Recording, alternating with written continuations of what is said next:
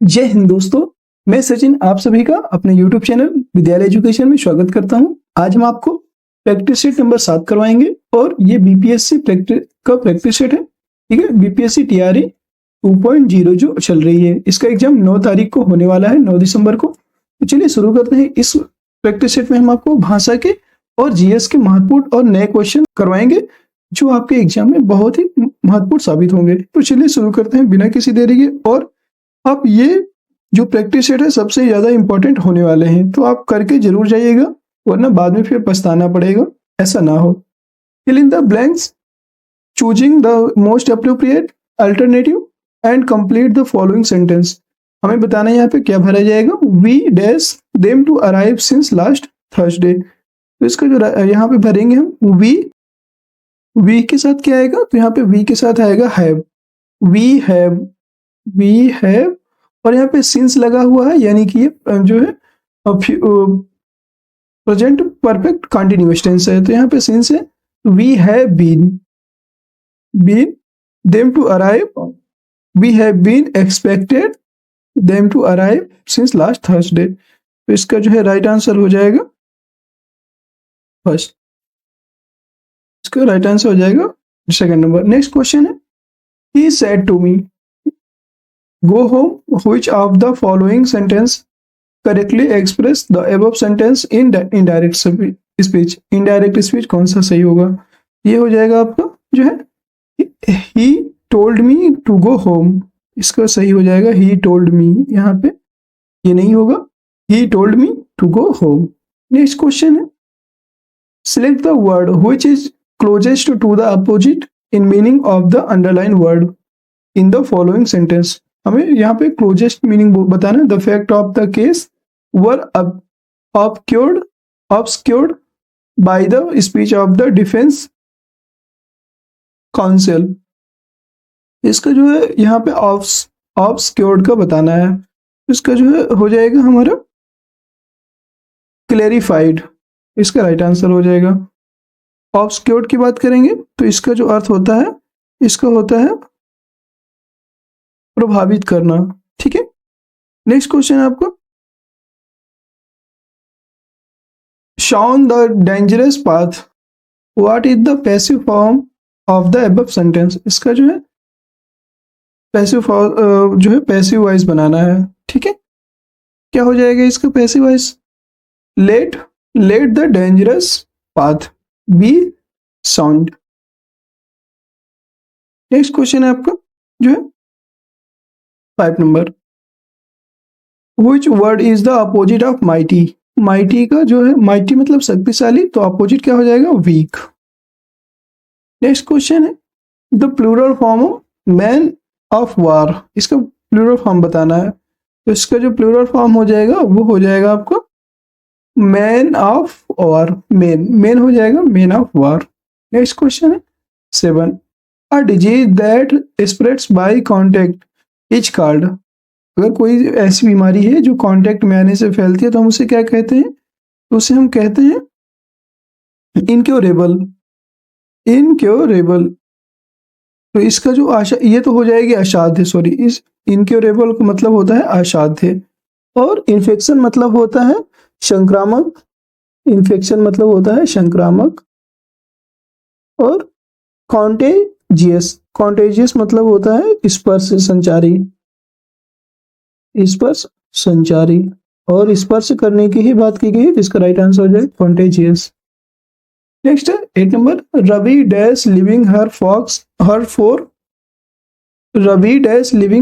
For 6 month. तो यहाँ पे क्या हो जाएगा, रवि फिर कब से रह रहे हैं, 6 मंथ से रह रहा है, तो ये क्या हो जाएगा, यहाँ पे ये हो जाएगा आपको has been living for 6 month.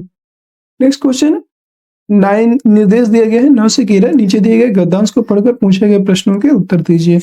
साहित्य में मानवीय संवेदनाओं की गहन व्याख्या होती है। धर्म नैतिक मूल्यों की परीक्षा के साथ कतिपय आदर्श एवं सिद्धांतों का प्रतिपादन करता है।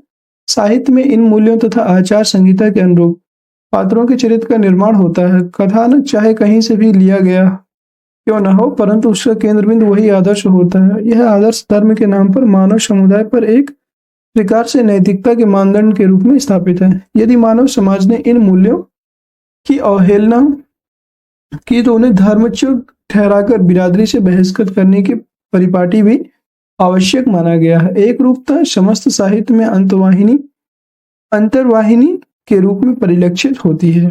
अब यहाँ पे क्वेश्चन है आपका कि 9th नंबर, प्रतिपादन का अर्थ होता है। तो प्रतिपादन का जो अर्थ होता है वो है आपका निरूपण।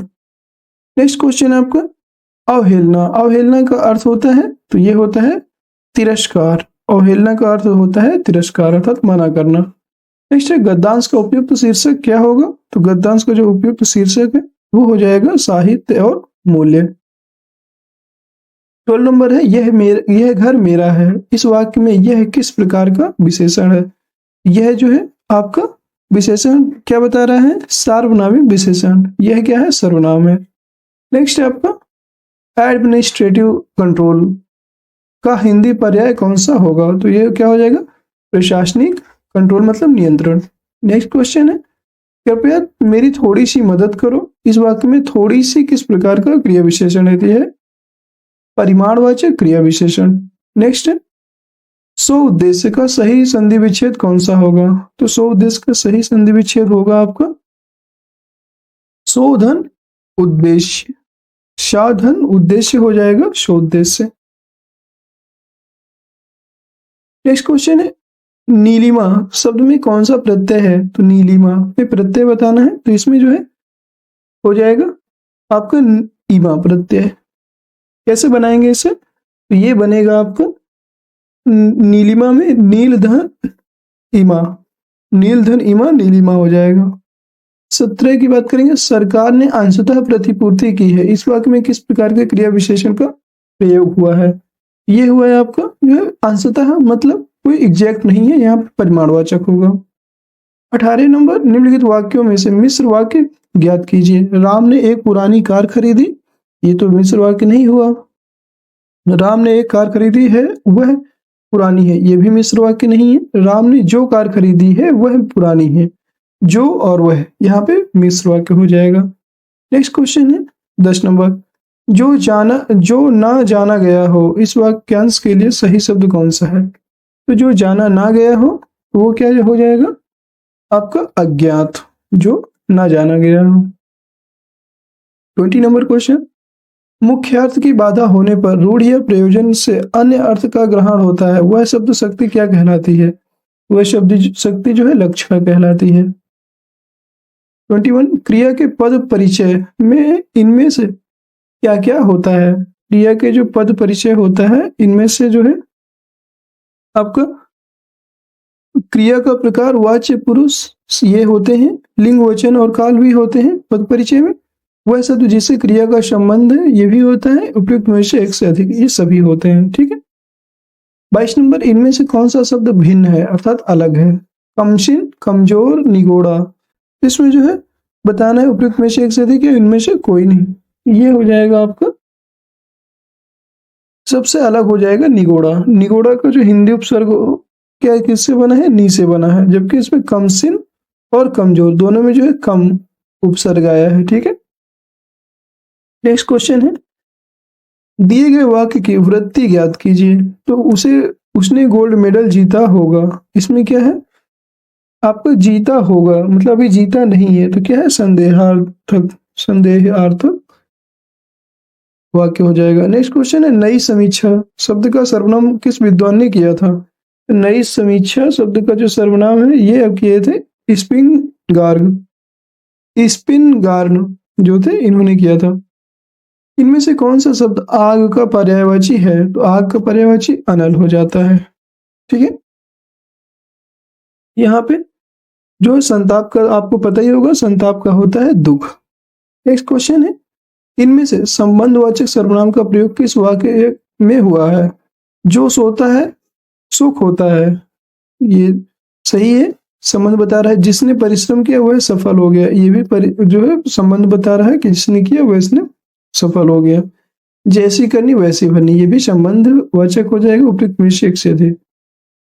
जो ध्वनियां न स्वर है न व्यंजन इन्हें क्या कहते हैं, सॉरी ध्वनिया, यहाँ पे धनिया नहीं है, ध्वनिया होगा, गलत छपा लिखा हुआ है। जो ध्वनिया ना स्वर है ना व्यंजन है, इन्हें क्या कहे जाएंगे? तो इन्हें हम कहते हैं अयोगवाह। अयोगवाह कौन कौन से होते हैं? अन और आहा, ये दोनों अयोगवाह होते हैं। 28 नंबर है, दिए गए वाक्य में गुणवाचक विशेषण ज्ञात कीजिए। हमारे विद्यालय के पास आम का एक विशाल वृक्ष है, तो इसमें गुणवाचक विशेषण कौन सा हो जाएगा? ये हो जाएगा आपका विशाल। नेक्स्ट है 29, देवनागरी लिपि में किए गए सुधारों में पंचमाक्षर के बदले अनुस्वार के प्रयोग का सुझाव इनमें से किसने दिया था? तो अनुस्वार का जो प्रयोग करने का सुधार था वो तो दिए थे डॉक्टर श्याम सुंदर दास जी ने। यह इसका राइट आंसर हो जाएगा। नेक्स्ट है, जिसकी आशा ना की गई हो के लिए उपयुक्त शब्द कौन सा है? ये हो जाएगा, जिसकी आशा ना की गई हो वो होता है अप्रत्याशित। नेक्स्ट है 40 नंबर, यहाँ से 30 तक आपके हिंदी के थे और 31 से लेकर के 39 तक आपके मैथ के क्वेश्चन और रीजनिंग के क्वेश्चन थे, जो इसमें नहीं करवाए जा रहे। इसमें जो है मैथ जो लैंग्वेज है आपकी हिंदी इंग्लिश और जीएस के जो महत्वपूर्ण क्वेश्चन है उनकी तैयारी करवाई जा रही है। आपका 40 नंबर क्वेश्चन है, चारों वेदों में सबसे पुराना वेद कौन सा है? तो सबसे पुराना वेद की बात करेंगे तो वो है आपका जो हो जाएगा ऋग्वेद। ऋग्वेद जो है सभी में से सबसे पुराना है। ऋग्वेद की बात करेंगे तो इसमें जो है 1028 जो वैदिक संस्कृत सूक्त हैं, 1028 सूत्र हैं, इसमें सूक्त हैं सूक्त, और 10 मंडल हैं, इसमें 10 मंडल हैं। और ऋचाओं की बात करेंगे तो 10,528 जो ऋचाएं हैं, ये इतनी ऋचाएं हैं इसमें। ठीक है, नेक्स्ट क्वेश्चन आपको 41, भारत में केंद्रीय मंत्री पद की शपथ से संबंधित प्रावधान इस अनुसूची में किए गए हैं। केंद्रीय मंत्री की बात की गई है तो जो है तीसरी अनुसूची में इसका प्रावधान किया गया है। नेक्स्ट क्वेश्चन है आपका 42, अरावली पर्वतमाला के उच्चतम बिंदु का नाम क्या है? तो अरावली पर्वत श्रृंखला जो है उसका उच्चतम बिंदु है आपका गुरु शिखर। गुरु शिखर ये कितनी मीटर है? 692 मीटर इसकी ऊंचाई है। ठीक है, और यहाँ पे 692 किलोमीटर में ये फैली हुई, ऊंचाई नहीं, यहाँ पे जो है इसके कितने किलोमीटर में फैली हुई? तो 692 मीटर में किलोमीटर में फैली हुई है। और अगर इसकी ऊंचाई की बात करेंगे गुरु शिखर की तो ये 1722 मीटर ऊंची है, 1722 मीटर। नेक्स्ट क्वेश्चन है आपको 1855-56 में भारत में हुए संथाल विद्रोह का नेतृत्व किसने किया था? संथाल विद्रोह का जो नेतृत्व करने वाले थे वो थे आपके सिद्धू और कान्हू। सिद्धू और कान्हू ने जो है इसे झारखंड क्षेत्र में ये विद्रोह हुआ था। ठीक है, नेक्स्ट क्वेश्चन है आपका मस्कोवाइट, पिग्माटाइट और बायोटाइट किसके अयस्क हैं? तो मस्कोवाइट, पिग्माटाइट और बायोटाइट ये तीनों जो है आपके अभ्रक के अयस्क होते हैं, अभ्रक के। नेक्स्ट है, भारत के सुंदरबन डेल्टा में किस प्रकार के वन पाए जाते हैं? तो यहाँ पे मैंग्रोव वन पाए जाते हैं। बहुत इंपॉर्टेंट क्वेश्चन है। 46 नंबर, विशेष परिस्थितियों में लोकसभा और राज्यसभा की संयुक्त बैठक का प्रावधान भारतीय संविधान के किस अनुच्छेद में किया गया है? संयुक्त बैठक का जो प्रावधान है ये अनुच्छेद 108 में किया गया है। आर्टिकल 108 में जो है इसका प्रावधान है संयुक्त बैठक का। और संयुक्त बैठक बुलाता कौन है? तो राष्ट्रपति इसको जो है बुलाते हैं, राष्ट्रपति बुलाते हैं। और जो इसकी अध्यक्षता कौन करते हैं? अध्यक्षता की बात करेंगे तो वो करते हैं आपके लोकसभा स्पीकर, लोकसभा सदस्य जो होते हैं, लोकसभा स्पीकर जो होते हैं। ठीक है, यही इसकी अध्यक्षता करते हैं। नेक्स्ट क्वेश्चन है 47, नोट निर्गमन हेतु भारतीय रिजर्व बैंक ने निम्नलिखित में से किस प्रणाली को अपनाया है? स्वर्ण आरक्षित आरक्षित प्रणाली, अनुपातिक आरक्षित प्रणाली, न्यूनतम आरक्षित प्रणाली, या उपयुक्त में से एक से अधिक, इनमें से कोई नहीं। तो न्यूनतम आरक्षित प्रणाली जो है इसको अपनाया है आरबीआई के द्वारा। और इसे कब अपनाया गया था? तो इसे 1956 में अपनाया गया था, न्यूनतम आरक्षित प्रणाली को। ठीक है, नेक्स्ट क्वेश्चन आपका 48, विश्व की सबसे बड़ी सैल भित्ति प्रणाली great barrier reef, great barrier reef के समुद्र में स्थित है। सेल्टिक सागर, ब्यूफोर्ट सागर, कैस्पियन सागर, उपयुक्त में से एक से अधिक या इनमें से कोई नहीं। इसका जो राइट आंसर होने वाला है वो हो जाएगा आपका ये ग्रेट बैरियर रीफ जो है आपका ये क्वींसलैंड ऑस्ट्रेलिया के जो पूर्वी तट पर स्थित है, कोरल सागर में स्थित है। यहाँ पे जो है इनमें से किसी में स्थित नहीं है, ये भी आप याद रखिएगा। ये कोरल सागर में स्थित है, कोरल सागर ये कहाँ स्थित है? ऑस्ट्रेलिया में, ठीक है। नेक्स्ट क्वेश्चन, इसका राइट आंसर हो जाएगा 5 नंबर, इनमें से कोई नहीं। 49, जब कैबिनेट मिशन भारत आया तो इंग्लैंड में कौन सा राजनीतिक दल सत्ता में था?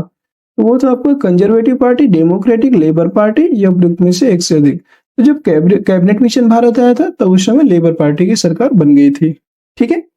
और नेक्स्ट, और ये इसकी बात करें कैबिनेट मिशन की, तो ये कब आया था? ये मार्च 1946 में आया था। मार्च 1946 में जो है भारत आया था कैबिनेट मिशन, ठीक है। और इसमें जो है 3 सदस्य थे। कौन कौन से थे? तो कैबिनेट मिशन के जो सदस्य थे, लॉर्ड पैट्रिक लॉरेंस और सर स्टेफोर्ड गिब्स और यूवी अलेक्जेंडर, जो एबी अलेक्जेंडर थे वो भी इसी में शामिल थे। नेक्स्ट क्वेश्चन है, zinc sulphate heptahydrate ZnSO4 into 7H2O को आमतौर पर डैश के नाम से जाना जाता है। तो जिंक सल्फेट हेप्टाहाइड्रेट जो है इसको हम श्वेत तूतिया के नाम से भी जानते हैं, श्वेत तूतिया, व्हाइट विट्रियोल।